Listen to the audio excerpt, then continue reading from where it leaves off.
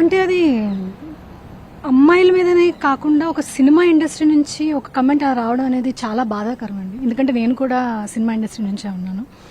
So చాలా వల్గర్గా, చాలా చీప్గా కమెంట్ చేసినట్టు అనిపించింది. అండ్ వాడిన భాష కూడా. సో అందుకే నేను అలా రెస్పాండ్ అవ్వాల్సి వచ్చింది.